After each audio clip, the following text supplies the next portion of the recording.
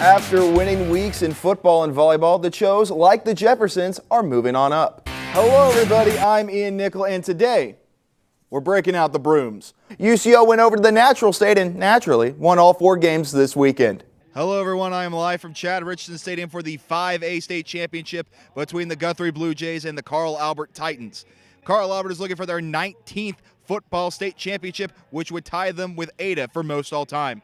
Guthrie is looking for their first since 2013 and are looking to get revenge on a district foe as these Titans defeated the Blue Jays 29-0 earlier in the season. Now to the action at hand tonight. The West Texas A&M Buffaloes, number 3 in the nation and 3-0 in the record books, are coming here to take on your UCO Broncos men's basketball team tonight at 6 p.m. 28-27, 3 seconds to go. Washburn's kicker Trent Brim lines up for the field goal, but Zane Adams does his best Dikembe Mutombo impression and blocks that kick to end the game.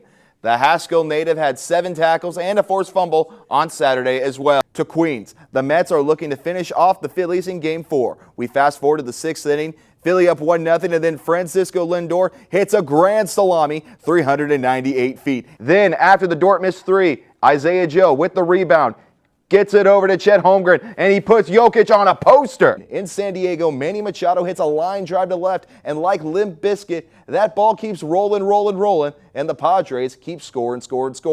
The Padres win 5-4 and will have an in-state showdown against the Los Angeles Dodgers. Then in Milwaukee, bottom of the 8th, 2 outs, Brewers season on the line. Garrett Mitchell sends this one deep into the Wisconsin night and sends the Brew Crew into a frenzy, forcing a Game 3 by beating the Mets 5-3. And the Thunder were like Lionel Richie, playing all night long against the Timberwolves. 4 seconds to go here in the second quarter. Jalen Williams fires up a 39-foot heave, and it goes in, and it's so nice. We're going to show you twice as it just swishes in. Then Cason Wallace to Alex Caruso, ball to Mamba, bullseye. He had 11 points and 9 in the 4th. We're here at the Sports Performance Center here at UCO, where new women's basketball coach Hannah Muller was introduced today, and they rolled out the red carpet for her. They have the welcome sign here on the Chad Richardson Jumbotron, and they talk about how winning the press conference doesn't really matter, but today I think she won a lot of people over. Hannah Muller is a winner. Hannah Muller is a difference maker, and it gives me a lot of joy to stand here today and announce that Hannah Muller is a Bronco. With a strong endorsement from Vice President of Athletics Stan Wagner, Hannah Muller is introduced in front of Bronco boosters, coaches, and players as the new head coach of Broncos women's basketball. Today feels like a dream come true. After 9 seasons at NAIA Mid-America Christian University, Muller takes on a new challenge here in Edmond and brings her top assistant with her from MACU. Of the 200-plus wins that we have occurred over the last 9 years, none of those happened without my assistant, Kelsey Dutton. She brought up how fiery of a competitor she is and how much she hates to lose. I hate to lose. I do love to win, but I'm far more worse of a loser, I guess, than I am on the days we get to celebrate the win. Muller then gave us insight on what areas she wants to work at to help UCO succeed. The best defensive rebounding team, A, that we can be, and B, in the MIAA. And that may happen in year 1 and it may happen in year 2, but we will find a way to get there. We're going to make you shoot really tough shots. While we're still a ways away from the women's college basketball season beginning, Muller plans to hit the recruiting trail and the transfer portal to get some players on the roster that she thinks can take her to Kansas City for an appearance in the MIAA tournament. For U Central Sports, I'm Ian Nikkel. The pitcher and catcher in softball have to be on the same page. And when you've been friends with your battery mates since you were 12, you know them like the back of your hand.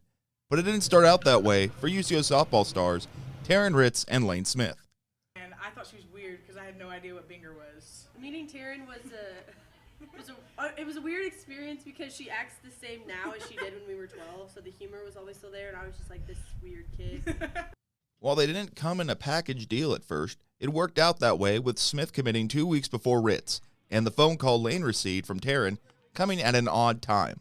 She was the first call that I had after that, and she was about to play a high school basketball game. Like she's about to play in her full uniform, and I was just like, hey, so I guess we're gonna get to play 4 more years together. And it was just like, two 12-year-olds celebrating Yeah. getting to finish out their careers together. So It was an exciting call. For Yeah. sure. I was very yeah, and it was like, all right, I gotta go play a game, and I was like, oh, okay. We lost, but that's okay. After 4 years at UCO, the duo enters the home stretch of the season with Senior Day occurring this past Saturday.